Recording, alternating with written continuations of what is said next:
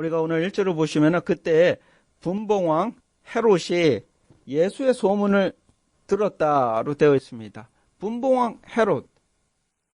분봉왕이 무슨 뜻이죠? 분봉왕. 그러니까 분봉왕은 우리가 영어 성경을 보면은 테트라로 되어 있습니다. 그러니까 왕은 아닌 거예요.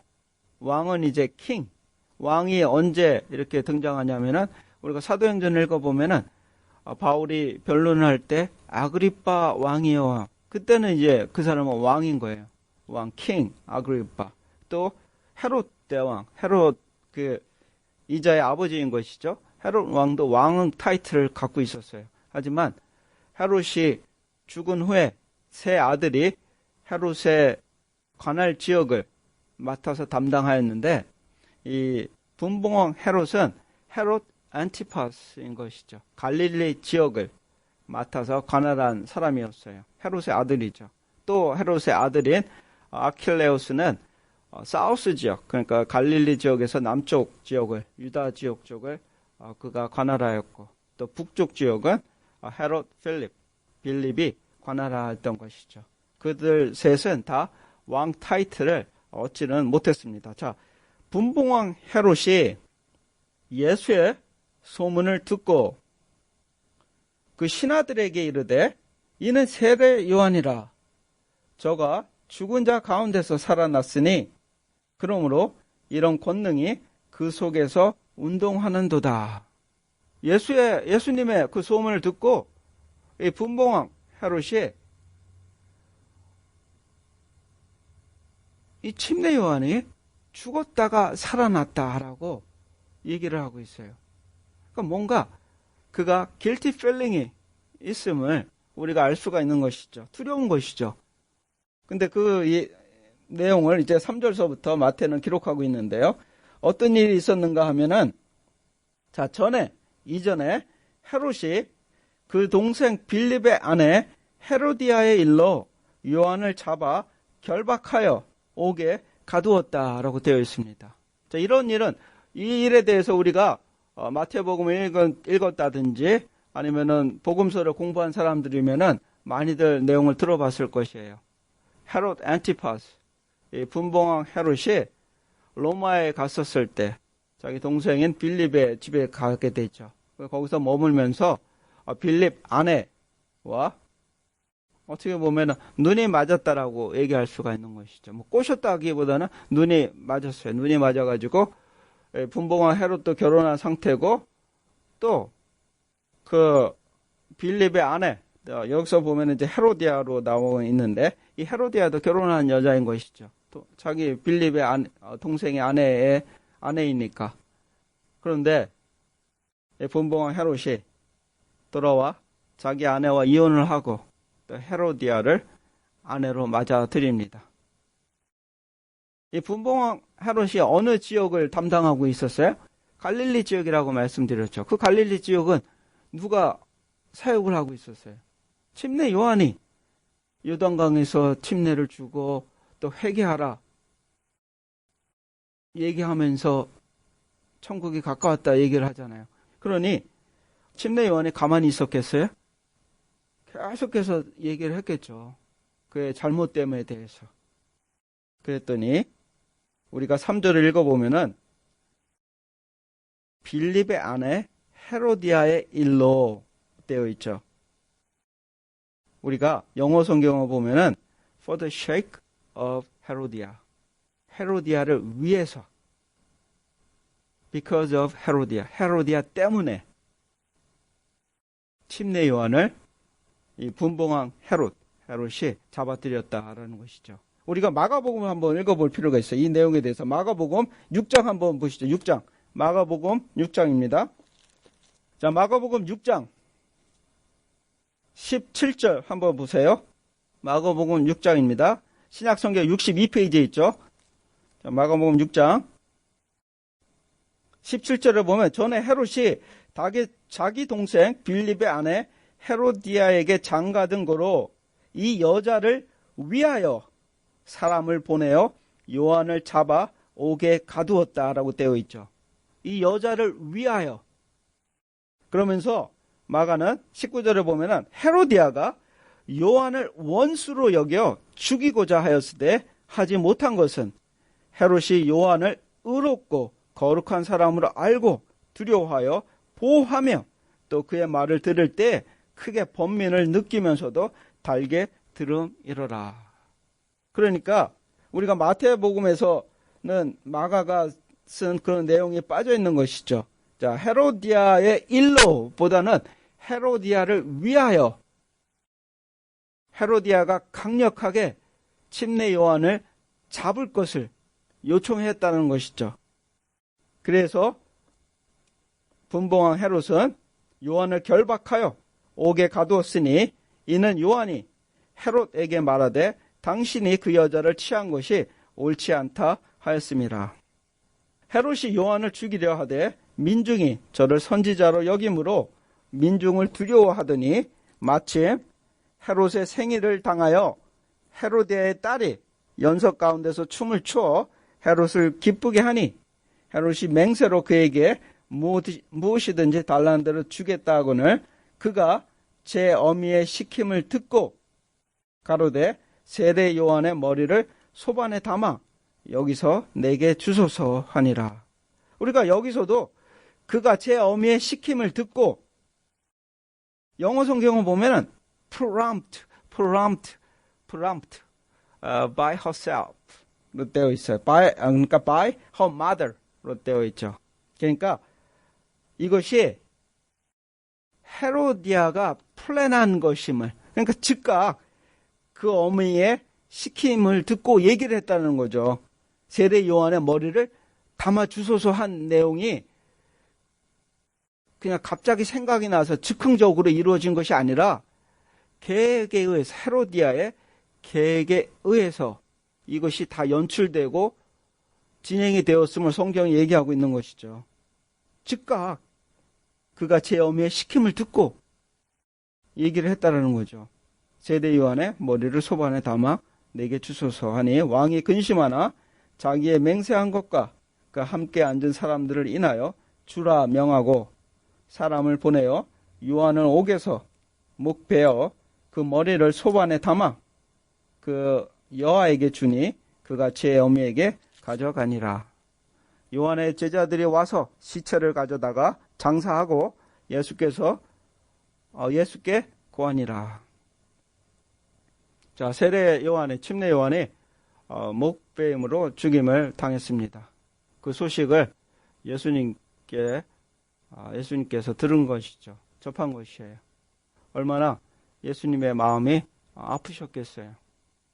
굉장히 마음이 아프셨겠죠. 그래서 예수께서 들으시고 배를 타고 떠나서 따로 빈들에 가시니, 그러니까 조용히 혼자 있고 싶었던 것이죠. 자, 무리가 듣고 여러 고을로부터 걸어서 쫓아간지라. 자, 예수님께서는 침례 요한의 죽음 소식을 들으시고 혼자 있고 싶으셨어요. 그래서 다 물리치시고 혼자서 조용한 곳으로 가고자 했는데 온 무리가 예수님의 가는 것을 듣고 또 보고 쫓아갔다라는 것이죠. 예수께서 나오사 우리가 배를 타고 예수님께서 가신 것임을 알 수가 있는 것이죠. 영어 성경을 보면은 랜드로 되어 있죠. 그러니까 배에서 내리사, 예수께서 배에서 내리사 큰 무리를 보시고 불쌍히 여기사 그 중에 있는 병인을 고쳐 주시느니라.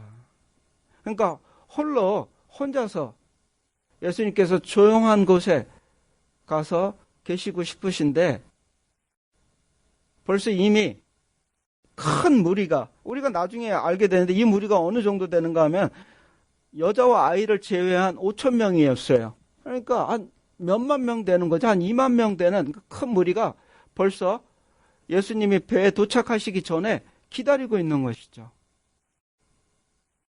우리들 같으면은 어떠겠어요?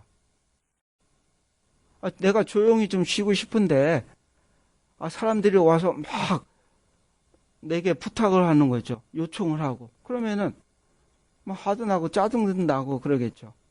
그런데 예수님이 어떻게 하셨대요? 예수님이 불쌍히 여기셨다. 큰 무리를 보시고 불쌍히 여기셨다. He had a compassion on them. compassion. 이것이 주님께서 우리를 향하시는 마음이라는 거죠. compassion. 하나님의 속성이라는 것이에요.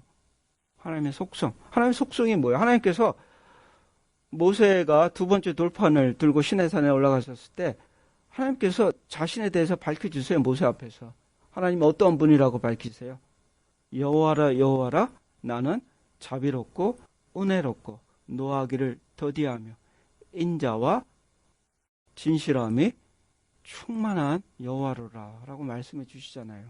그때 나는 자비롭고 그게 무엇이에요? compassion 이거든요.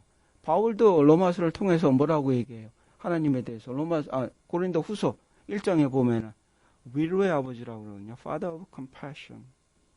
긍휼의 아버지. 주님은 그 무리를 보시고 불쌍히 여기사 그 중에 있는 병인을 고쳐 주시니라. 우리가 복음서를 보면 예수님께 나오는 어떠한 자든지 그가 무엇을 예수님께 구하는 자든지 예수님은 그냥 돌려보내시지를 않으셨어요.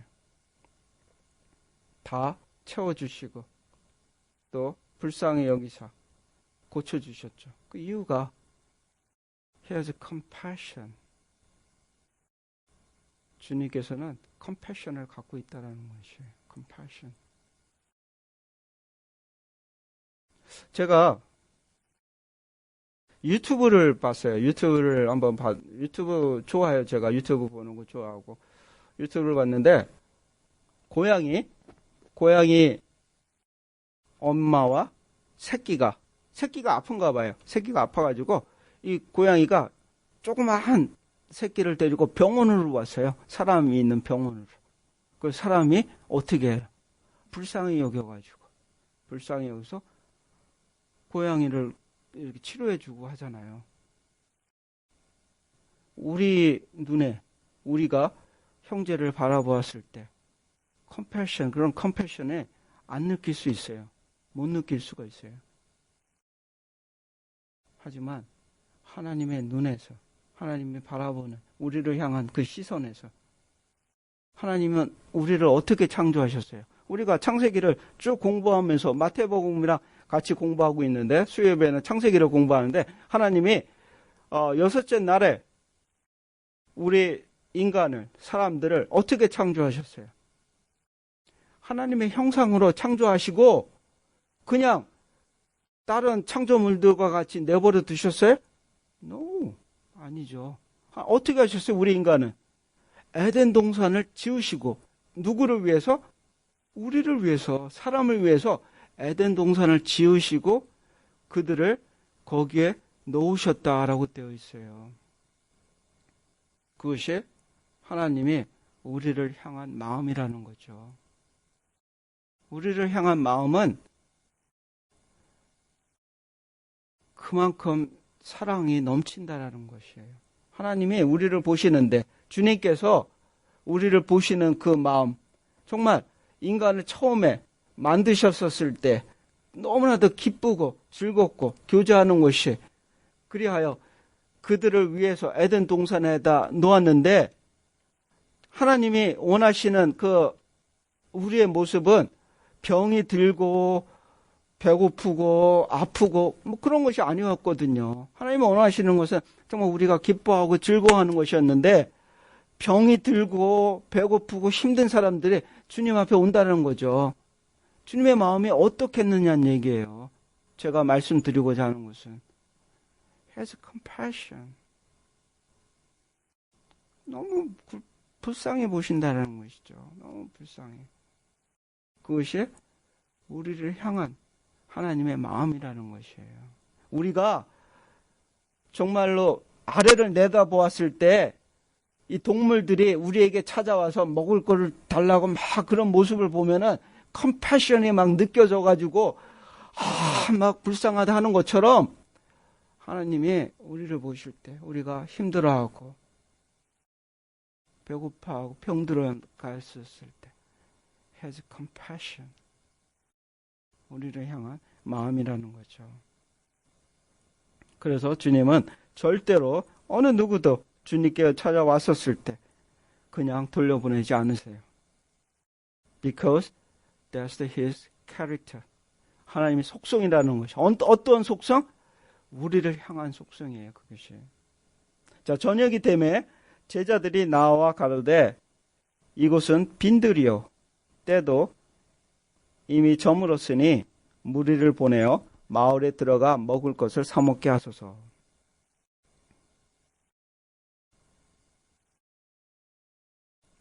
제자들은 이미 예수님한테 결론을 내리고 얘기를 하고 있어요. 사람이 너무 많으니까 그냥 그들을 다 보내서 마을에 들어가 먹을 것을 사 먹게 하소서. 얼마나 많이 예수님께서 그들에게 보여주시고 증거하고 말씀해 주세요. 그런데 계속해서 아브라함과 같이 계속해서 반복 실습을 하고 반복 공부를 하더라도 계속해서 이런 일이 벌어지는 거죠. 계속해서. 예수께서 가라사대 갈 것 없다. 갈 곳 없죠. 왜? 주님께 나와왔는데, 하나님께 나와왔는데 어디를 보내냐는 얘기죠.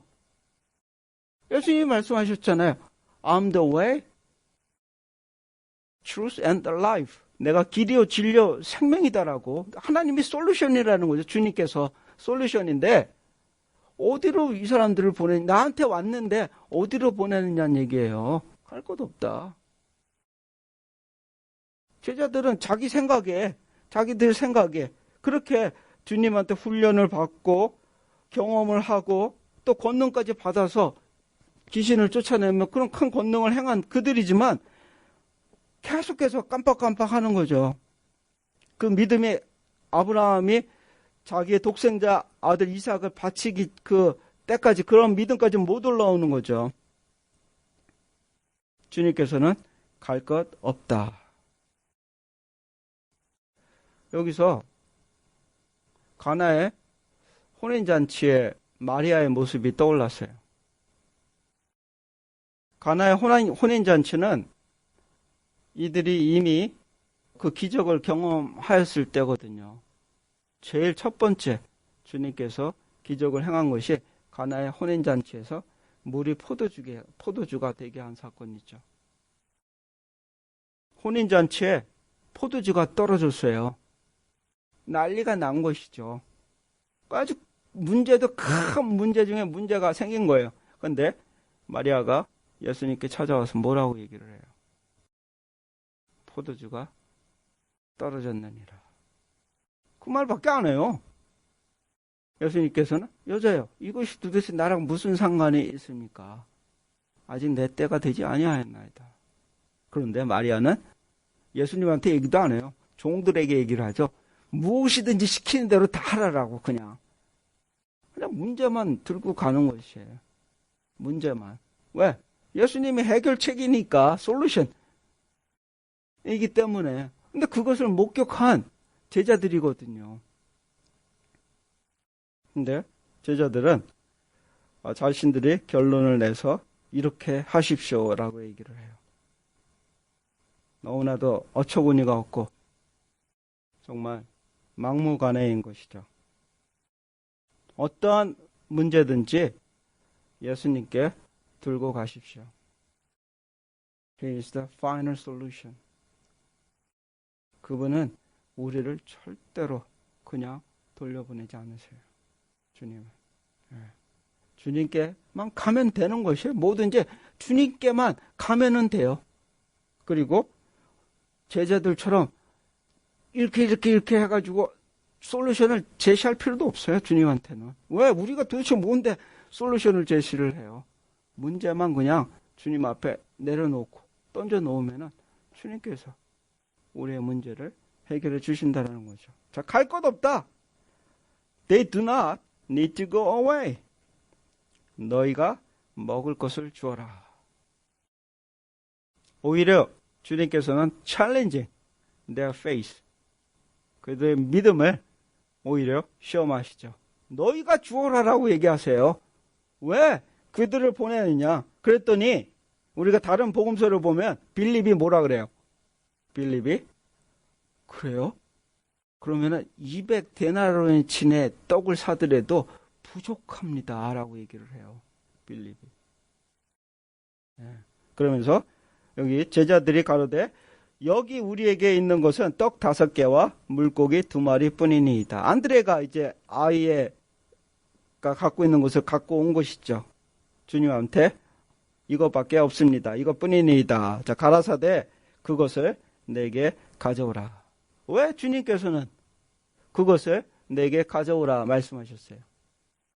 이거 아니더라도 만나를 내리시게 하시고 돌덩어리가 떡이 되게 하시는 분이신데 주님은 왜?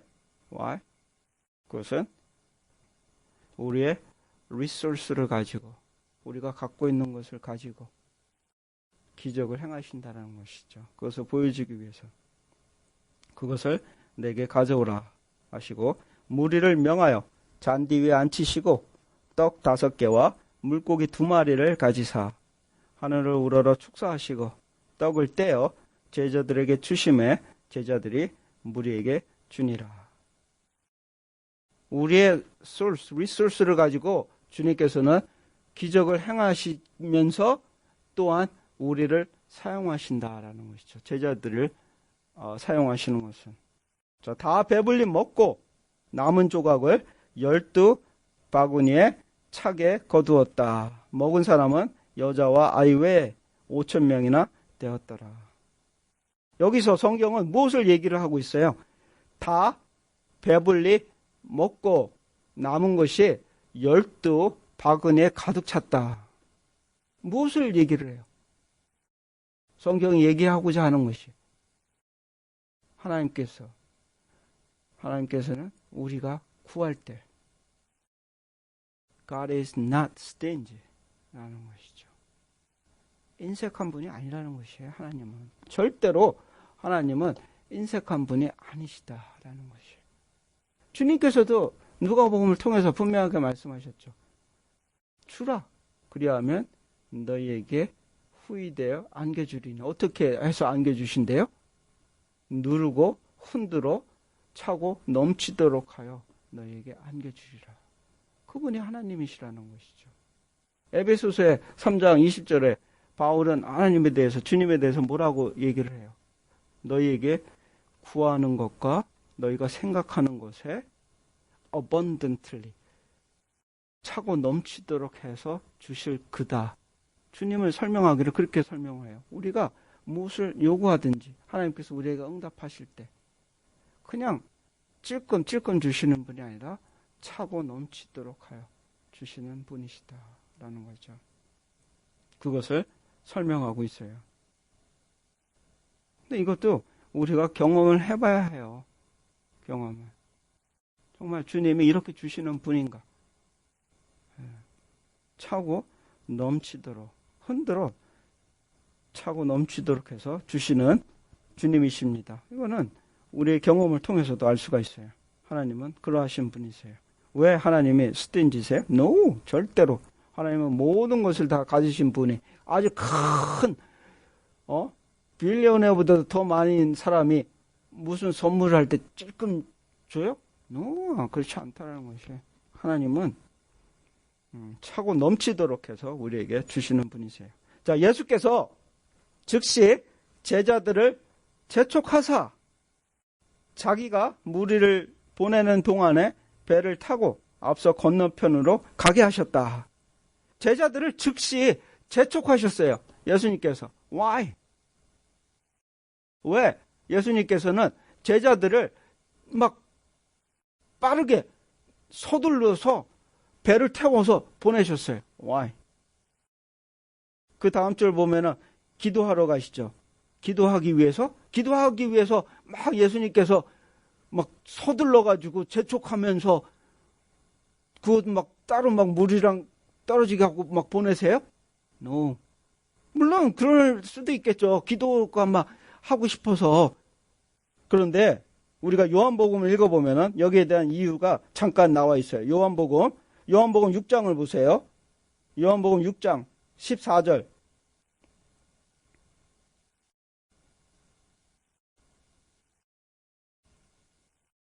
요한복음 6장 14절서부터 13절을 보면 12바구니에 가득 찼더라로 되어 있어요. 이제 12바구니에 가득 차고 요한이 이제 여기다가 주석을 달아 놓은 것이에요. 그 사람들이 예수의 행하신 이 표적을 보고 말하되 이는 참으로 세상에 오실 그 선지자라 하더라. 그러므로 예수께서 저희가 와서 자기를 억지로 잡아 임금 삼으려는 줄을 아시고, 그러니까 이 수만 명이나 되는 그 사람들이 주님께서 행하시는 그 기적을 보고 맞다, 오시리가 저분이구나, 왕으로 삼으려고 했었다라는 거죠. 제자들이 어떤 제자들이었어요? 주님께서 빨리 왕이 되셨으면 하는 제자들이었잖아요. 얼마나 꿍짝이 잘 맞겠어요, 그러면은 이제. 그러니까 주님께서 재촉하사 무리들로부터 떨어뜨리려고 하신 거죠. 빨리. 그래서 그들을 재촉하사 자기가 무리를 보낸 동안에 배를 타고 앞서 건너편으로 가게 하시고 무리를 보내신 후에 기도하러 따로 산에 올라가시다. 주님이 원하시는 것, 이것이었어요. 혼자 빈들에 가기를 원하셨던 것. 그것이 기도하고 싶어. 조용히 하나님과 대화하고 싶어. 주님께서 그걸 원하셨는데 이제 마침내 그거를 이제 하시게 되신 것이죠. 주님께서 하나님의 아들이신 그 주님께서 그렇게 조용한 곳에서 하나님과 대화를 하기를 원하셨다면 그 피곤한 중에서도 세상에 사는 우리는 얼마만큼 기도를 더 많이 해야 되겠어요.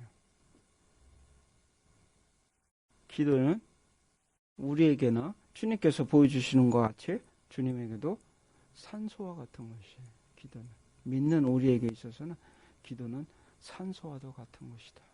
왜? 우리가 fresh한 air, 산소를 공급하면은 힘이 나죠. 힘이 나요. 우리가 지치고 힘들 때 기도해 보세요. 힘이 나는가 안 나는가.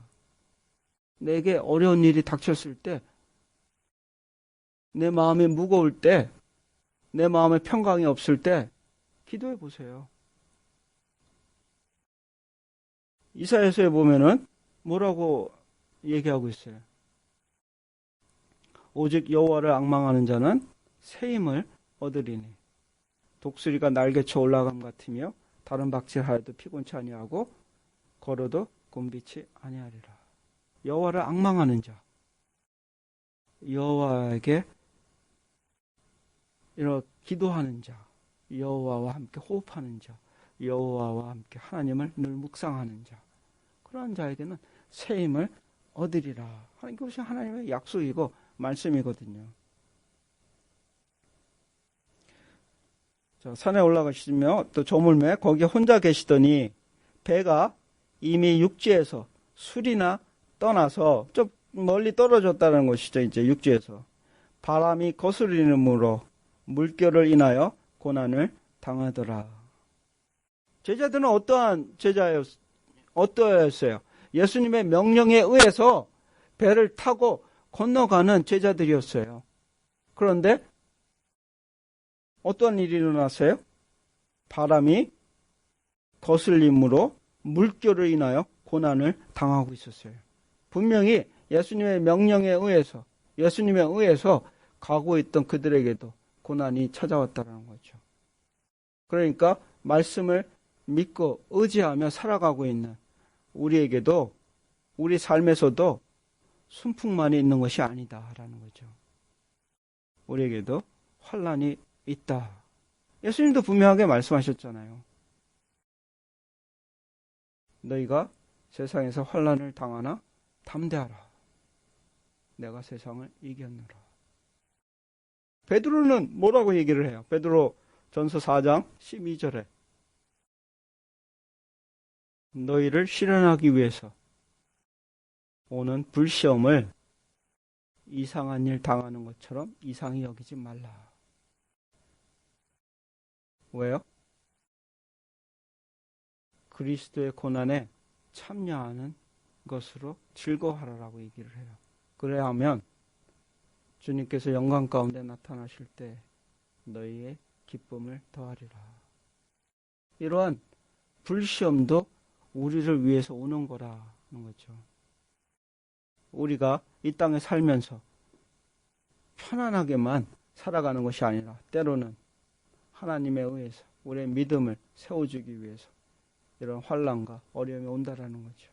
그래서 바울은 로마서를 통해 얘기를 하잖아요. 환난은 인내를, 인내는 연단을, 연단은 소망을 이루는 줄 너희가 알아라. 이 모든 것이 다 환난으로부터, 시작이 환난으로부터 우리의 믿음이 세워진다라는 거죠. 자, 밤 4경에 예수께서 밤 4경이면은 3시서부터 6시 사이에요, 새벽. 예수께서 바다 위로 걸어서 제자들에게 오시니 이때가 언제였어요? 우리가 다른 복음서를 보면 6월절이 가까움에 그렇게 되어 있거든요. 그러니까 6월절 날은 모든 식구들이 다 예루살렘을 향해서 가잖아요. 예수님도 어렸을 때 부모님을 따라서 예루살렘을 갔었고, 그러다 보니까 이 남자를 제외한 가족이 2만 명이라고 우리가 추측할 수 있었던 것도 6월절이 가까웠으므로 이렇게 추측을 할 수가 있는 것이거든요. 그때 6월절은 언제예요? 정월 보름이죠. 보름 14일. 그러니까 이제 달이 밝을 때 아니에요. 밝을 때니 제자들이 예수님께서 바다 위로 걸어서 제자들에게 오시는 것을 본 것이에요. 근데 다른 복음서를 보면은, 마가복음을 보시면은 제자들이 이 파도와 물결로 인해서 힘들게 노젓는 것을 보시고 예수님께서 오셨다라고 되어 있어요. 그러니까 주님께서는 우리의 환난을 보신다라는 거죠.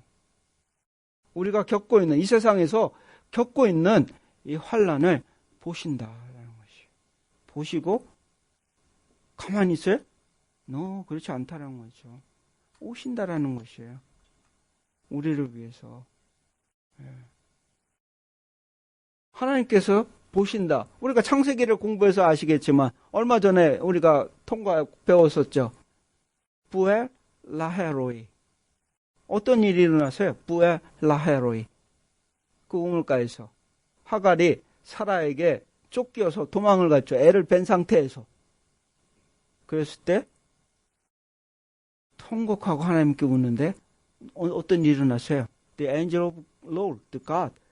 하나님 천사가 나타나가지고 하갈에게 내가 아들을 낳으려니 이스마엘을 하고 또 그가 큰 민족을 이루라고 얘기를 해주잖아요. 그때 하갈이 뭐래요? 하나님이 나를 보셨다 해가지고 부에 라헤로이. 하나님이 보신다라는 것이죠. 하나님이. 여기서도 주님께서 그들이 힘들어하고 어려워하는 것을 보시고 걸어오시는 것이에요. 그래서 제자들이 그 바다 위로 걸어오심을 보고 놀라 유령이라 하며 무서워 소리 지르거늘 예수께서 즉시 일러 가라사대 안심하라 내니 두려워 말라. 이것이 주님의 목소리예요. 우리가 두려워할 때 주님께서는 늘 안심하라 나니 두려워 말라.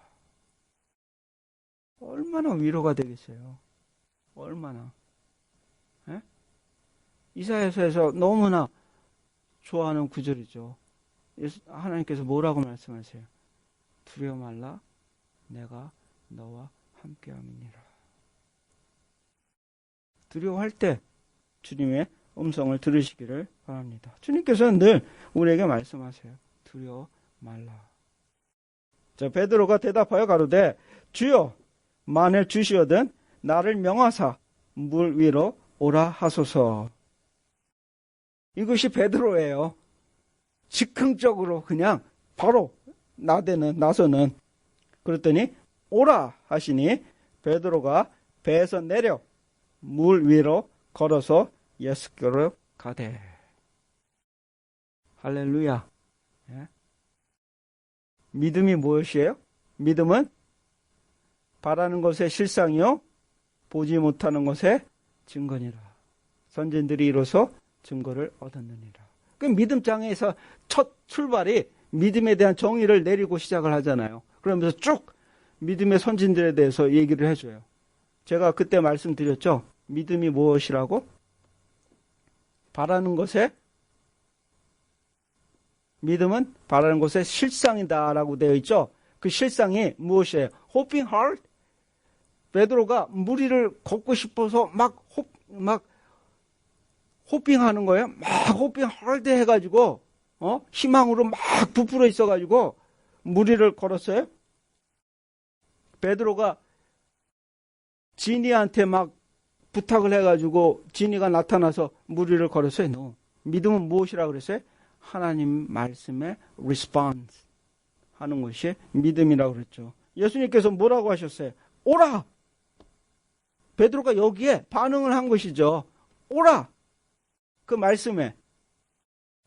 그것이 믿음이라는 것이에요. 믿음은 faith is not hoping hard.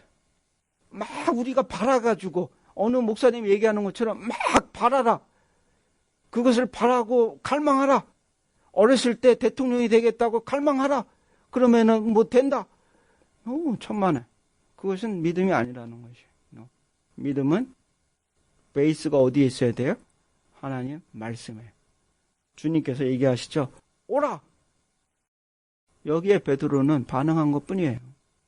자, 오라 하시니 베드로가 배에서 내려 물 위로 걸어서 예수께로 가되 바람을 보고 무서워 빠져가는지라.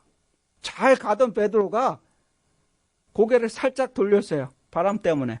그랬더니 is sinking. 물에 빠져 내려가고 있어요. 무엇을 우리에게 얘기해 주고 있어요? 이 성경에서. 하나님의 말씀이. 우리도 믿음 생활 잘하고 걸어가고 있는데 환란이 내게 싹 불었을 때 우리의 눈이 주를 바라보고 있었던 그 눈이 환경을 바라본다든지 내 문제를 돌아보면 싱킹할 수 있다는 것이에요. 우리도. 그것을 얘기해 주고 있는 것이죠. 그래서 히브리서 기자가 무엇이라 얘기를 해요? 믿음의 주여 온전케 하시는 일을 바라보자. 믿음의 주가 뭐라 그래요? 영어 성경에 보세요. 믿음의 주여 author of our faith. 내 믿음을 써 가시는 그 주님을 바라보라. 내 믿음을 어떻게 써가세요? 아브라함이 자기 독생자 아들을 바칠 거기까지 장성한 분량까지 이끌어 가신다는 것이죠. 주님은. 그런 주님을 바라보라. 그러면 싱킹 안 한다라는 것이에요. 우리가. 하지만 잠깐 주님에서 딴 데로 돌아보면 싱킹 한다는 것이에요. 내가. 그래서 무서워 빠져가는지라 소리질러 가로되 주여 나를 구원하소서. Help me. 소리치는 것이 아니라 Help me. 어떤 어려운 일이 닥쳤는데 Help me. 세상 사람들한테 내 주위 사람들한테 Help me 도와달라고 요청하는 것이 아니라 주여 나를 구원하소서. 주님께 요청하라는 거예요. 주님께. 그랬더니 어떻게 해요? 즉시 성경이 무엇을 의미를 해요? 이런 말씀들이 즉시 예수님께서 손을 내밀어 주셨다는 거거든요. 어려운 힘든 일이 있으세요? 우리 가운데 help me 주위 사람들한테 가가지고 help me 하지 말라는 것이죠. 주님께 구하라는 것이에요. 왜? 하나님은 우리가 에덴 동산에서 정말 잘 있기를 원하시는 그 하나님이신데 이 환란에 이 세상에서 헤쳐나가는 거 보았을 때 얼마나 궁일이 여기시겠느냐는 얘기거든요. 그 하나님이 왜 안 도와주시겠느냐는 얘기죠. 그 하나님이 사자나 동물들을 창조하시고 내버려 두셨어요, 그냥. 근데 사람들은 창조하시고 사람을 위해서 에덴 동산을 지으셨거든요. 그런 하나님께서 Help me, 주여, 나를 도와주소서 했을 때 나 몰라라 하시는 게 아니라는 것이죠. 성경에서 얘기하고자 하는 말은 즉시 손을 내밀어 저를 붙잡으시며 가라사대 믿음이 적은 자여 왜 의심하느냐. 믿음과 의심은 상극이라는 것이에요. 의심이 많으면은 믿음이 없어요. 그리고 또 언제 이런 말씀하셨어요? 주님께서. 믿음이 적은 자요? 언제? 두려워하느냐 할 때. 그죠? 물이 배랑 예수님과 같이 가셨을 때 예수님께서 배 밑에서 주무시는데 막 물이 넘치고 배가 가라앉으려고 했었을 때 예수님을 막 깨우잖아요. 근데 우리가 죽겠나이다. 그랬을 때 예수님께서 말씀하셨어요. 믿음이 적은 자요? 어찌 두려워하느냐. 두려움과 믿음은 상극관계라는 거죠. 그리고 또 언제 믿음이 적은 자요 말씀하셨어요. 우리 마태복음에 공부하면서 산상수훈에서 언제? 무엇을 먹을까? 무엇을 입을까? 무엇을 마실까? 염려할 때 믿음이 적은 자야. 들의 편 국화를 보라. 공중에 나는 새를 보라. 하나님께서는 이미 너희에게 있어야 될 것을 아시는 분이시다 라고 말씀하세요. 걱정하지 말라는 거죠. 왜? 우리를 위해서 에덴 동산까지도 만드신 그 하나님께서 왜 너희가 있어야 될 것을 당연히 채워주시지 않겠느냐. 믿음이 적은 자야. 자 하시고 배에 함께 오름에 바람이 그치는지라. 배에 있는 사람들이 예수께 절하며 제자들이 절한 것이죠. 가로되 진실로 하나님의 아들이로소이다 하더라. 하나님께서 주님께서는 계속해서 그들의 믿음을 키워주고 있음을 우리가 볼 수가 있습니다. 그냥 반복 학습인 것 같아요. 우리가 복음서를 읽어보면 반복 학습이에요. 계속해서 예수님께서는 본인의 메시아임을 밝혀주시고 확인시켜주시고 그들의 믿음을 계속해서 키워주시는 거죠. 자, 저희가 건너가 게네사렛 땅에 이르니 그곳 사람들이 예수신 줄 알고 그 근방에 두루 통지하여 모든 병자를 예수께 데리고 와서 다만 예수의 옷가에라도 손을 대게 하시기를 간구하니 손을 대는 자는 다 나음을 얻으니라. 왜 그 게네사렛 땅에 거하는 사람들이 예수님의 옷자락이라도 만지고 싶어 했을까요? 소문을 들었겠죠. 소문은 발보다 빠르다 그러잖아요. 우리가 앞장에서 보았듯이 어떤 일이 일어났어요? 옷자락을 만든 여인. 12의 혈류병을 앓고 있던 그 여인이 예수님의 옷자락만 만져도 내 병이 낫겠다라는 그 믿음으로 인해서 나섰잖아요. 그것을 예수님께서는 그냥 지나가실 수 있는데 밝혀주셨거든요. 그러니 소문이 온 동네까지 다 퍼졌겠죠. 예수의 옷자락만 만져도 나았대. 뭐 이런 것이. 그러니까 이들도 예수님의 옷가에라도 손을 대게 하시기를 간구하니. 하지만 예수님의 옷에는 능력이 없음을 밝히시기 위해 예수님께서 그것을 많은 사람들 앞에서 드러내셨다라고 제가 말씀드렸죠. 예수님의 옷에는 아무 능력이 없는 것이죠. 하지만 믿음. 내가 예수님의 옷자락만이라도 만지면 낫겠다 하는 그 믿음이 따라 너를 구원하였다라고 주님께서는 말씀해 주셨습니다. 이렇듯 그들도 예수님의 옷자락을 만져서 병이 나은 것은 예수님의 옷에 능력이 있는 것이 아니라 그들의 믿음에 의해서 나음을 입었다는 것이죠. Point of contact of faith. 자, 오늘 저희들 마태복음 14장을 공부했습니다. 예수님께서는 침례 요한의 죽음을 들으시고 또 홀로 있고 싶어 하셨습니다. 하지만 많은 사람들이 주님을 찾고 또 병들어 있는 그 모습을 보시고 주님은 그들을 궁일이 여기사 돌려보내시지 않고 일일이 다 치료해 주셨음을 우리가 보았습니다. 이것이 하나님의 속성임을 우리가 보았습니다. 주님께서는 절대로 우리가 주님 앞에 우리의 문제를 들고 갈 때 우리의 문제를 턴다운 하시는 분이 아니심을 우리가 보았습니다. 그리고 그들이 먹을 것이 없었을 때 갈 것 없다. 그들이 먹을 것을 찾으러 마을에 들어갈 필요가 없다. 내게 왔으니 내가 해결하리라 하시는 주님의 우리가 모습을 보았습니다. 주님은 또한 아무 곳이나 무에서 유를 창조하시는 분이시지만 우리의 리소스를 가지고 기적을 일으키시며 또 우리를 통해서 행하심을 우리가 보았습니다. 무리를 걷는 베드로의 모습을 보았습니다. 하지만 베드로의 눈이 주님에 있지 않고 바람에 있었을 때, 파도에 눈을 돌렸을 때 그가 가라앉음을 우리가 보았습니다.